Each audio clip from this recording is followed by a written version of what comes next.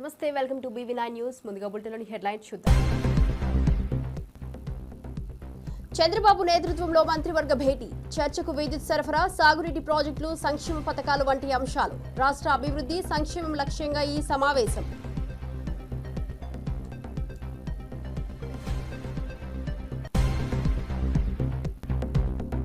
ప్రసన్న కుమార్ రెడ్డి ఇంటిపై దాడి పథకం ప్రకారమే జరిగిందన్న జగన్. ప్రసన్నను అంతం చేయాలనే లక్ష్యంతోనే దాడి చేశారని ఆరోపణ. రెడ్ బుక్ రాజ్యాంగంతో పైశాచిక ఆనందం పొందుతున్నారని మండిపాటు.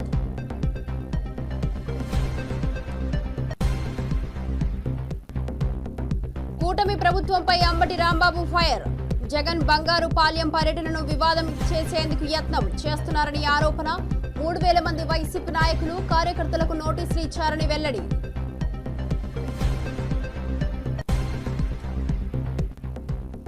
పౌర సరఫరాల కుంభకోణంపై గంగుల ప్రశ్నలు. పెద్ద కుంభకోణం జరిగినా బండి సంజయ్, కిషన్ రెడ్డి ఎందుకు స్పందించడం లేదని వ్యాఖ్య. ప్రజల ఆకాంక్షలను నెరవేర్చడంలో విఫలమవుతున్నారని విమర్శ.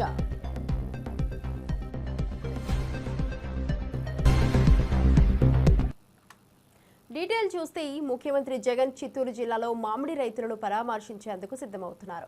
ఆయన పర్యటన నేపథ్యంలో బంగారుపాల్యం మార్కెట్లో పోలీసులు ఆంక్షలు విధించారు. జగన్ పర్యటనల సమయంలో జరిగిన అవాంఛనీయ ఘటనల కారణంగా పోలీసులు అప్రమత్తంగా ఉన్నారు. వైసీపీ నేతలు తమదైన శైలిలో ప్రదర్శనలకు సిద్ధమవుతుండటంతో పోలీస్ శాఖ నిబంధనలకు విరుద్ధంగా జన సమీకరణ యత్నించిన వారికి నోటీసులు జారీ చేసింది.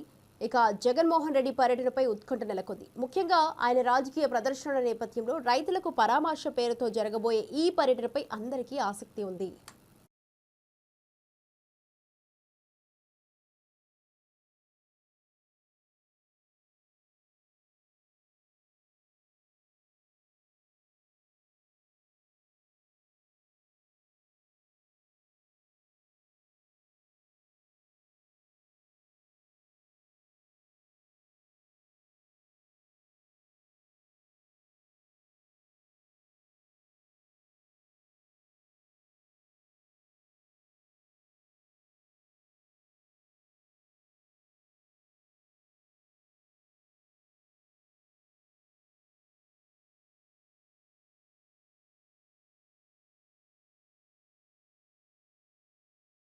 బంగారుపాళ్యం మండలంలో మ్యాంగో మార్కెట్ యార్డ్కి ఎక్సీఎం గారు వస్తున్న దృష్ట్యా ఇప్పటికే పోలీసులు పర్మిషన్ ఇవ్వడం జరిగింది. ఉన్న కండిషన్స్ అన్ని కూడా చాలా క్లియర్ గా ఆర్గనైజర్స్ కి మరియు వివిధ ప్రాంతాలలో ఉన్న లీడర్స్ కి కూడా చెప్పడం జరిగింది. అయినప్పటికీ కూడా మండల స్థాయిలోను అసెంబ్లీ కాన్స్టిట్యున్సీ స్థాయిలో కూడా ఎక్కువ సంఖ్యలో మొబిలైజ్ చేయాలని చూస్తున్నారు. సుమారుగా పొంగనూరు నుంచి 4000 మందిని, పూతలపట్టు నుంచి 9000 మందిని, చిత్తూరు నుంచి 5000 మందిని, పలమనేరు నియోజకవర్గం నుంచి 4000 మందిని కూడా మొబిలైజ్ చేయాలని చూస్తున్నారు. పోలీసులు ఎంతగా చెప్పిన తర్వాత కూడా బైక్స్ లో మొబిలైజ్ చేస్తామని అన్ని రకాలుగా ట్రై చేస్తున్నారు. అలానే ఎవరైతే సరే బైకులు లేదా కారులో వెళ్లే వాళ్ళకి పెట్రోల్ పోయిస్తామని చెప్పేసి మద్యం మత్తు చూపించి మనీ కూడా ఇస్తున్నారని పక్కా సమాచారం మా దగ్గర ఉన్నది. ఇప్పటికే ఈ విషయం చాలా క్లియర్ గా చెప్పేసి ఎవరైతే మొబిలైజ్ చేస్తున్నారో 377 మందికి మనం నోటీసులు ఇవ్వడం జరిగింది. ఇది వరకు జరిగిన ఒక 3 ఇన్సిడెంట్స్ కూడా రాసి ఇక్కడ పోలీసులు చెప్పింది ఆర్గనైజర్స్ ఫాలో అవ్వలేకపోవడం వలన జరిగిన ఏవైతే లా అండ్ ఆర్డర్ ఇన్సిడెంట్స్ ఉన్నాయో వాటన్నిటినీ కూడా రాసి చాలా క్లియర్ గా మనం విజ్ఞప్తి చేయడం జరిగింది. ఇంత చెప్పిన తర్వాత కూడా ఎక్కువ మంది సంఖ్యలో తీసుకొద్దామని చూస్తున్నారు. బంగారుపాలెం మార్కెట్ యార్డ్ లో జరిగేది కేవలం రైతులతో ఇంటరాక్షన్ మాత్రమే. ఇది ఎటువంటి పబ్లిక్ మీటింగ్ కాదు. ఇంతగా చెప్పిన తర్వాత కూడా ఎవరైనా మొబిలైజ్ చేస్తున్నారని తెలిసినా మా దగ్గర పక్కా సమాచారం ఉంటుంది. ఏరియా మొత్తం కూడా డ్రోన్ నిఘాలో మరియు కెమెరాల నిఘాలో ఉంటుంది. ఎవరైనా ఎక్కువ మందిని మొబిలైజ్ చేశారని తెలిస్తే వాళ్ళ మీద కేసెస్ రిజిస్టర్ చేయడం జరుగుతుంది. ఈ 377 మందికి ఎవరికైతే ఆల్రెడీ నోటీసులు ఇచ్చామో వీళ్లలో ఆల్రెడీ 55 మందికి మీద ఇంతకుముందు కేసులు కూడా ఉన్నాయి. సో రౌడీ షీటర్స్ కూడా కొంతమంది ఆల్రెడీ ఇన్వాల్వ్ అవుతున్నారు. ఎన్నికల ముందు చంద్రబాబు నాయుడు 5 ఏళ్లలో విద్యుత్ ఛార్జీలు తగ్గిస్తామన్నారు. మిగులు విద్యుత్ ప్రజల నుంచి కొనుగోలు చేస్తామని, సంపద సృష్టిస్తామని హామీ ఇచ్చారు. కానీ అధికారంలోకి వచ్చిన తర్వాత తొలి ఏడాది 15,000 కోట్ల విద్యుత్ భారం ప్రజలపై మోపారు. ఇప్పుడు మరో 3,600 కోట్ల భారంతో ప్రజలపై భారం వేయాలని చూస్తున్నారు. వైఎస్ఆర్సీపీ అధికార ప్రతినిధి పుత్త శివశంకర్ రెడ్డి చంద్రబాబు వాగ్దానాలను విమర్శించారు. వచ్చే 5 సంవత్సరాలు మేము పెంచమనేదే కాకుండా ఆ విద్యుత్ ఛార్జీలు తగ్గిస్తాము. నా దగ్గర మంత్రదండం ఉంది. ఆ మంత్రదండం ద్వారా ప్రతి ఒక్క వినియోగదారుని కూడాను వ్యాపారవేత్తలు చేస్తాను, మీ దగ్గరే విద్యుత్తు ఉత్పత్తి చేయిస్తా, అది కొంటాను, మిమ్మల్ని పెద్దోళ్ళం చేస్తాను, సంపద సృష్టిస్తా అనేటువంటి మాటలు చెప్పి, ఆ యొక్క మాటలు కూడా ఒక్కసారి మనం చూస్తే కొన్ని పేపర్ క్లిప్పింగ్స్ వాళ్ళు ఏమన్నారు అనేటువంటిది ఒక్కసారి గమనిద్దాం. మేమొస్తే విద్యుత్ ఛార్జీలు పెంచం. తిరువూరు భీమవరం సభల్లో చంద్రబాబు 5 సంవత్సరాలు ₹1 కూడా పెంచం, తగ్గిస్తాం. ఎప్పుడుది? 2024 జనవరి 8వ తారీఖున. ఒక్కసారి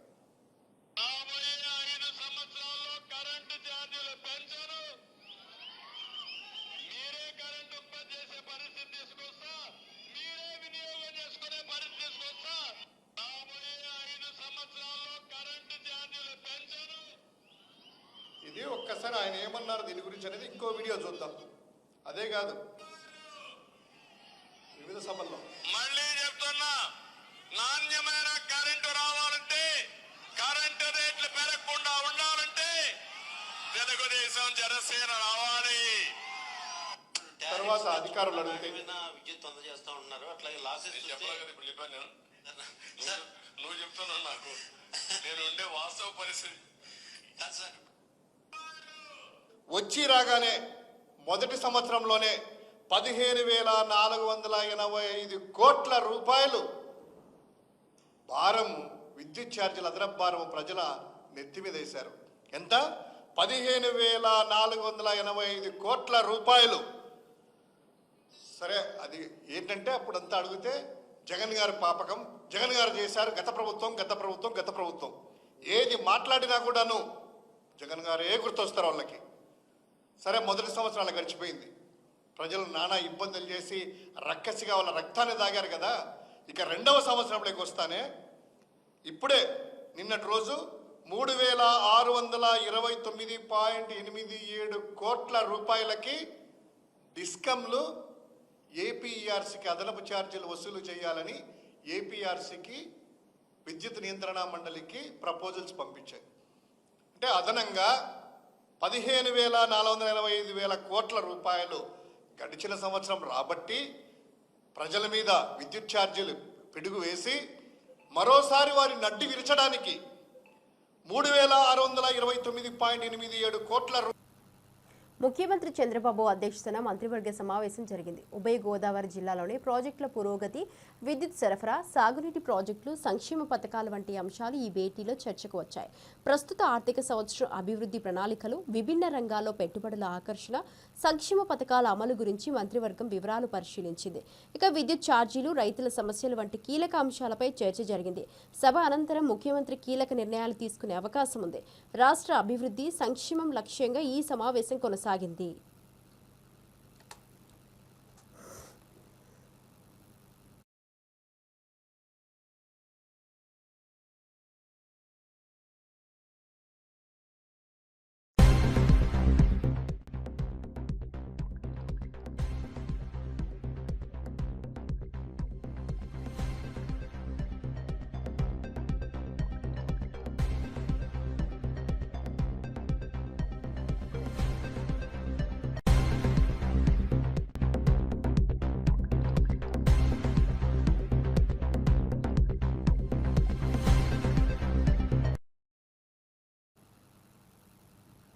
రాష్ట్రంలో ఎమర్జెన్సీ నాటి పరిస్థితులు నెలకొన్నాయని వైఎస్ఆర్సీపీ ఎమ్మెల్సీ పర్వతిరెడ్డి చంద్రశేఖర్ రెడ్డి ఆగ్రహం వ్యక్తం చేశారు.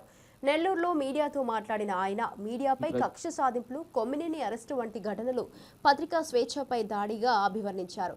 సాక్షి స్థలంపై జరిగిన దాడులు రాష్ట్ర వ్యాప్తంగా మీడియా స్వేచ్ఛకు ముప్పుగా నిలిచాయని విమర్శించారు. రెడ్ బుక్ రాజ్యాంగంలో మీడియాకు రక్షణ లేదని, శాంతి భద్రతల విషయంలో ప్రభుత్వం విఫలమైందని ఆరోపించారు. పాలనా వైఫల్యాన్ని కప్పిపుచ్చేందుకు డైవర్షన్ రాజకీయాలు చేస్తున్నారని విమర్శిస్తూ ప్రభుత్వ తీరుపై తీవ్ర ఆవేదన వ్యక్తం చేశారు. తీసుకొని వస్తున్నాను. ఒక ఛానల్లో, సాక్షి ఛానల్, దాంట్లో ఒక లైవ్ డిబేట్ జరిగేటప్పుడు ఒక సీనియర్ రిపోర్టర్కి కృష్ణంరాజు అనే ఇంకొక అనలిస్ట్కి మధ్య జరిగినటువంటి ఒక సంభాషణ మీ అందరికీ కూడా తెలుసుంటుంది. అక్కడ ఏం జరిగిందంటే వాళ్ళిద్దరి మధ్య జరుగుతున్నటువంటి ఒక సంభాషణ డెక్కన్ క్రానికల్ అనే పత్రికలో ఒక రిపోర్ట్ వచ్చింది. ఈ రిపోర్టు 2వ తారీఖున వచ్చింది. ఏమని వచ్చింది? Karnataka, Andhra Pradesh, Maharashtra, Delhi, Telangana lead in female sex worker numbers అని భారతదేశంలో కర్ణాటక టాప్ పొజిషన్లో ఉంది, ఆంధ్రప్రదేశ్ 2వ పొజిషన్లో ఉంది అని డెక్కన్ క్రానికల్లో ఒక న్యూస్ ఆర్టికల్ వచ్చింది. అంటే ఇక్కడ సెక్స్ వర్కర్స్ కొంచెం ఎక్కువగా ఉంటున్నారు, దీన్ని కంట్రోల్ చేయాల్సిన పరిస్థితి ఉంటుంది అన్నది దీంట్లో ఉన్నటువంటి సారాంశం. దీని గురించి అక్కడ ప్రస్తావిస్తూ కృష్ణంరాజు అనే రిపోర్టర్ ఆంధ్రప్రదేశ్లో ఇటువంటి పరిస్థితులు ఉన్నాయి, ఇది మిగతా అధికార పార్టీ కానీ ఎవరైనా కూడా మన రాష్ట్రం గొప్పగా ఉంది, బ్రహ్మాండంగా ఉంది అని చెప్పే పరిస్థితులతో పాటు ఇటువంటి వాటి మీద కంట్రోల్ చేయాల్సిన అవసరం కూడా ఉంది అనే పదాన్ని ఆయన మాట్లాడడం కూడా జరిగింది. ఈ మాట్లాడేటప్పుడు కృష్ణరాజు అనే వ్యక్తి మాట్లాడేటప్పుడు కేఎస్ఆర్ అనే సీనియర్ జర్నలిస్ట్, అక్కడే ఉన్నటువంటి సీనియర్ జర్నలిస్ట్ ఆయన్ని నివారించారు. సో ఇలాంటి పదాలు మనం మాట్లాడడం మనకు అంత గౌరవంగా ఉండదు అని చెప్పి నివారిస్తూనే ఉన్నారు. అయినా కూడా దాన్ని ఆయన చెప్పాలనుకున్నది కంప్లీట్ చేసినది కూడా మనం గమనించినాం. అయితే ఇవి అక్కడక్కడ కొన్ని దగ్గరలు జరుగుతాయి, ఆ తర్వాత రిపోర్టర్స్ కూడా కొంత చెప్తారు ఇలాంటివి జరగడం దురదృష్టం అని కూడా చెప్తారు.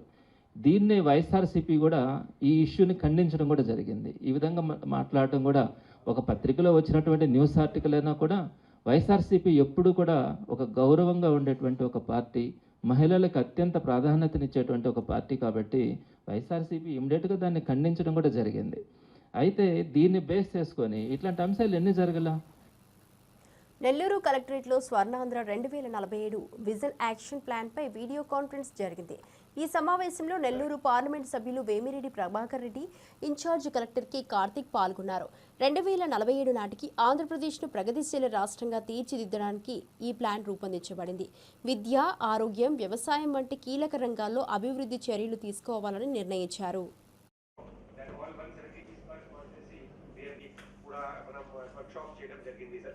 దీంతో పాటు కాన్స్టిట్యున్సీ లెవెల్లో పీపుల్స్ రిప్రజెంట్ జరిగింది. దాంతో పాటు ఒక కొత్తగా constituency level plan 347 plan to be your audible all constituency units everybody is connected in your district. Sir, everybody is connected, sir. Honorable Civil Aviation Minister, sir, is on the way, sir. He is just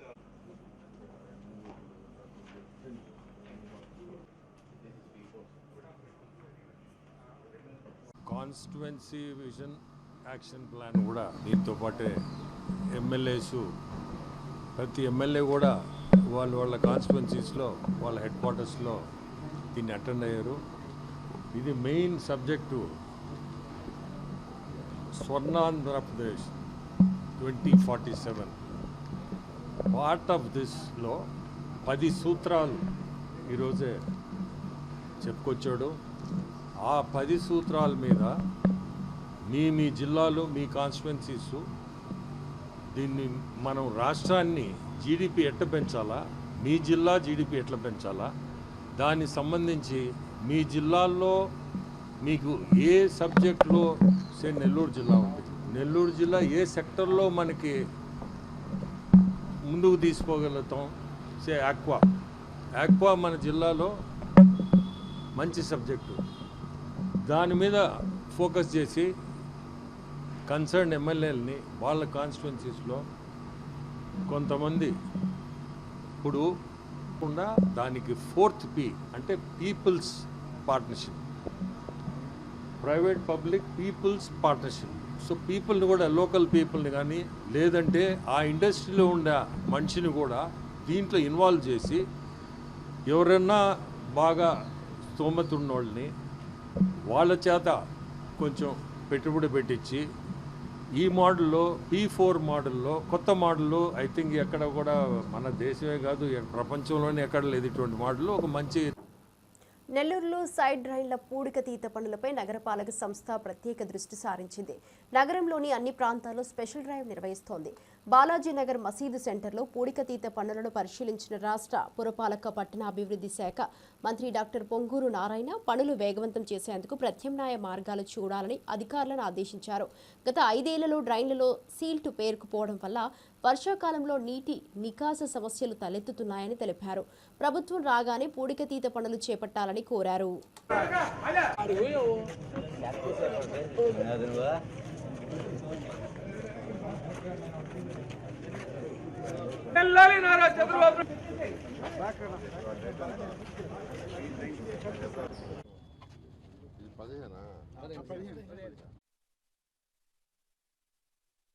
యాక్చువల్గా inspection చేయడానికి నేను అధికారులు ప్రజాప్రతినిధులు రావటం జరిగింది. వాళ్ళు చక్కగా చేస్తున్నారు. జనరల్గా వర్షాలు వచ్చినప్పుడు నీళ్లు ఫ్రీగా ఫ్లో అవ్వాలంటే సిల్ట్ తీసేయాలి. ఆ సిల్ట్ తీయడానికి ఈ ప్రభుత్వం రాగానే ముఖ్యమంత్రి గారు ఫస్ట్ జూన్ నెలలో నాకు మున్సిపల్ శాఖ మంత్రిగా నాకు ఆదేశించిందంటే సిల్ట్ ఫస్ట్ తీయించండి అన్నారు. దానికి స్పెషల్గా ఒక 50 కోట్లు గ్రాంట్ కూడా ఇచ్చారు ఈ రాష్ట్రంలో ఉన్న 123 మున్సిపాలిటీస్ తీయడానికి. ఒకసారి సిల్ట్ తీశారు. అయినప్పటికీ అది దాదాపు ఒక 5 ఏళ్ళు పూర్తిగా పేరుకోపోయింది, రాయిలాగా తయారైపోయింది కొన్ని దగ్గరలో. మాజీ ముఖ్యమంత్రి పరామర్శకు వెళ్తుంటే ఇన్ని అడ్డంకులు ఎందుకని మాజీ మంత్రి అంబటి రాంబాబు ప్రశ్నించారు. జనాలు వస్తే రౌడీ షీట్ ఓపెన్ చేస్తారా అని పోలీసులపై ఆగ్రహం వ్యక్తం చేశారు. చిత్తూరు జిల్లాలో 116 దుకాణాలకు నోటీసులు ఇచ్చిన విషయాన్ని ఆయన విమర్శించారు. అడ్డంకులు సృష్టించి ప్రజల అనుభవాలను అశాంతిగా చేసే ప్రయత్నాలు చేస్తే సహించబోమని హెచ్చరించారు. ముఖ్యంగా ఐపీఎస్ ఆఫీసర్ గుర్తుపెట్టుకోవాలి మణికంఠ అని ఆయన. మిగతా ఐపీఎస్ ఆఫీసర్లు కూడా దీన్ని ఖండించాల్సినటువంటి అవసరం ఉంది. రౌడ్ షీట్ పెడతాం, అది పెడతాం, ఇది పెడతాం అనేటువంటి పద్ధతుల్లో ఒక కర్ఫ్యూ వాతావరణాన్ని మీరు సృష్టించారు. మొత్తం బంగారుపాలెం, తిరుపతి, మన చిత్తూరు జిల్లా మొత్తం భయంకరమైన సిచ్యువేషన్ని మీరు క్రియేట్ చేసి మేము ఎందుకు వెళ్తున్నాం? మామిడి రైతులు అన్యాయం అయిపోయారు, వాళ్ళని పరామర్శించటం. వారిని పరామర్శించడం వల్ల ఏం జరుగుతుంది? ప్రభుత్వం మీద ఒత్తిడి పెరుగుతుంది. ఒత్తిడి పెరిగితే ప్రభుత్వం ఏదైనా ముందుకు వచ్చి రైతుల్ని ఆదుకుంటుంది. దిస్ ఇస్ ద కాన్సెప్ట్ కదా. ఒక మాజీ ముఖ్యమంత్రి వెళ్ళి పరామర్శిస్తానికి కూడా ఇన్ని అడ్డంకులు ఈ రాష్ట్రంలో ఉన్నాయి. మొన్న 5 సంవత్సరాల దాకా ఈ రాష్ట్రానికి ముఖ్యమంత్రిగా చేసినటువంటి వ్యక్తి అండి జగన్మోహన్ రెడ్డి గారు.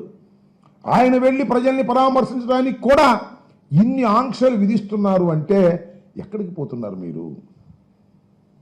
మీ అంతటా మీరే ప్రజా వ్యతిరేకత తెచ్చుకునేటటువంటి పరిస్థితులకు మీరు దోహదపడుతున్నారు. ఇది చాలా దారుణమైనటువంటి అంశం.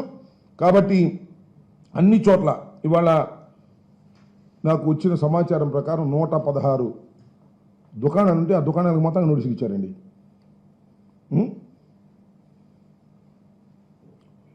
ఈ అక్కడ మన గంగాధర్ నెల్లూరు నియోజకవర్గంలో ఈఆర్పురం మండలం వైఎస్ఆర్సీపీ నాయకులను చిత్తూరు జిల్లా పోలీస్ ట్రైనింగ్ క్యాంపులో పెట్టి కట్టడి చేశారు, రావడానికి వీల్లేదని.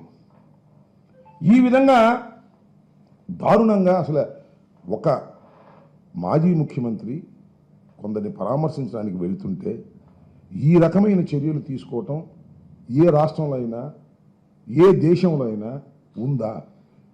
ఇంత దారుణంగా మీరు బిహేవ్ చేసినా అదేమంటే ఒత్తిడి, అక్కడ చచ్చిపోవడం కారణం మీరు.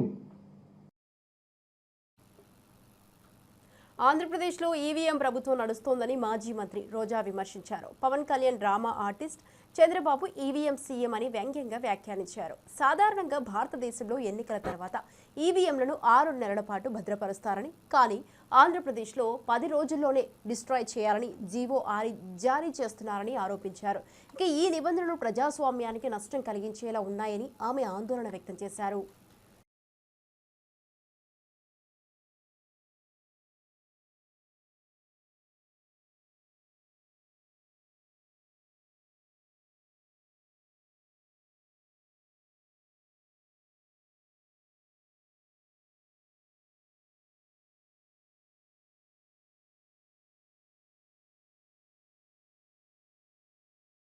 ஒரு டிஜிட்டல் நம்பர் இருக்கும் இல்லையா அப்படின்னு சொல்லுவோம் நாங்க.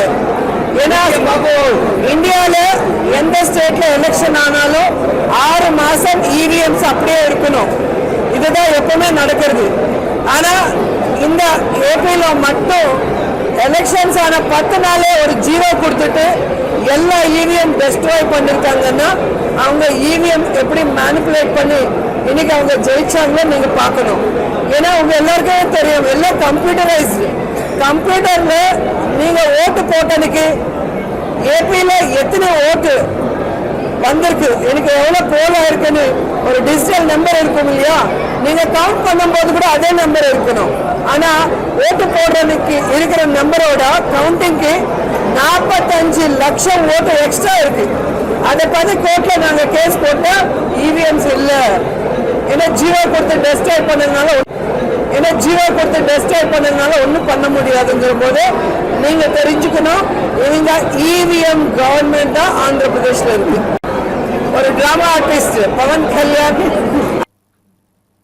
మంచు విష్ణు ప్రధాన పాత్రలో నటించిన కన్నప్ప చిత్రం ప్రేక్షకులను ఆకట్టుకుంటోందని నటుడు మంచు మోహన్ బాబు తెలిపారు. హిందూ పురాణం ఆధారంగా భక్త కన్నప్ప జీవిత చరిత్రను సినిమాగా రూపొందించినట్లు చెప్పారు. విజయవాడలో అఘోరాలు, నాగసాధువులు, మాతాజీలు, గురువులతో కలిసి కన్నప్ప చిత్రాన్ని మోహన్ బాబు వీక్షించారు. ఈ సినిమా తీయడం తన పూర్వజన్మ సుకృతంగా భావిస్తున్నట్లు మోహన్ బాబు పేర్కొన్నారు. ఉండాలని అనుక్షణం కోరుకునే మహానుభావులు వీళ్ళందరూ కూడా మన దేశ సంస్కృతి ఈ జనరేషన్ కూడా చెప్పాలి అని వాళ్ళు అహర్నిశలు తాపత్రయపడుతూ ఉన్నటువంటి మహానుభావులు. ప్రజలు బాగుండాలని దీనికి కంగడం కట్టుకున్నది మన భారతదేశ ప్రధాని మోడీ గారు. ఇది మన అదృష్టంగా భావించాలి. నేను కన్నప్ప సినిమా తీశాను, 10 రోజులైంది. ఎలా ఉందని చూసిన వాళ్ళందరికీ తెలుసు. శ్రీ కాళహస్తీశ్వర మహత్యం, దూర్జటి మహాకవి రాసినటువంటి చిత్రం. వాళ్ళ అమూల్యమైన సలహాలు సినిమా అయిన తర్వాత మీకు తెలియజేస్తారు. ఇది ప్రతి ఒక్కరూ చూడదగినటువంటి కుటుంబ సమేతంగా చూడదగినటువంటి చిత్రం. మన పిల్లలకు కూడా వేదం అంటే ఏంటి, ఉపనిషత్తులు ఏంటి అంటే 3000 సంవత్సరాలకు ముందు దూర్జటి మహాకవి రాసినటువంటి చిత్రం ఇది. 3000 సంవత్సరాలకు ముందు మన విజయవాడ ఎలా ఉందో మీరు ఆలోచించుకోండి. కవులు రాసినటువంటి గ్రంథాన్ని ఏదో చిన్న చిన్న మార్పులతో తీయడం జరిగింది. ఈ విజయవాడ నాకు ఎంత అదృష్టమో మీకు తెలియదు. భక్తవత్సలం అనే పేరును ఇక్కడే విజయవాడలో నా పేరు మోహన్ బాబుగా మార్చారు మా గురువు గారు రాసున్నారండి. ఇది పుణ్యక్షేత్రం, కనకదుర్గమ్మ, అలాగే ఈ సినిమాలో అర్జునుడు తపస్సు చేసినటువంటి స్థలం ఇద్దరికీ రా. కాబట్టి మీ ఆశీస్సులు నాకు కావాలి. సినిమా కోవూరు ఎమ్మెల్యే వేమిరెడ్డి ప్రశాంతిరెడ్డిపై వైసీపీ నేత మాజీ ఎమ్మెల్యే ప్రసన్నకుమార్ రెడ్డి చేసిన వ్యాఖ్యలు సభ్య సమాజం సిగ్గుపడేలా ఉన్నాయని రాజమహేంద్రవరం ఎంపీ దగ్గుబాటి పురంధేశ్వరి మండిపడ్డారు. మహిళల మనోభావాలను దెబ్బతీసేలా ఈ వ్యాఖ్యలు ఉన్నాయని అందరూ ఖండించాలన్నారు. మహిళలను కించపరచడం వైసీపీ నేతలకు అలవాటుగా మారిందని విమర్శించారు.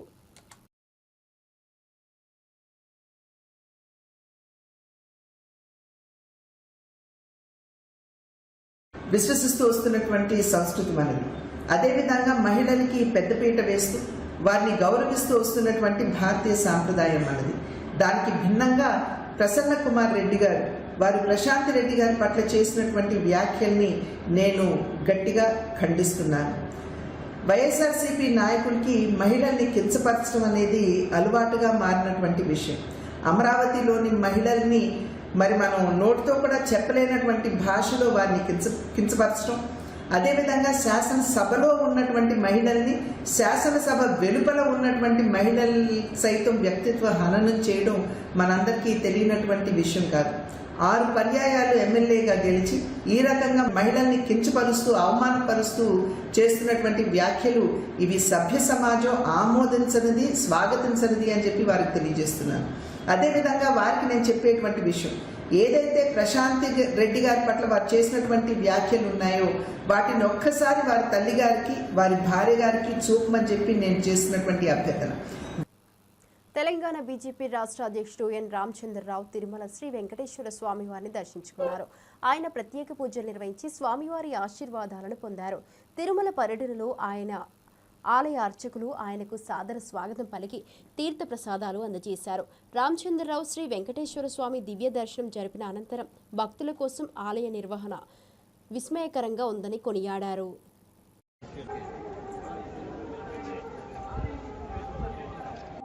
ఈరోజు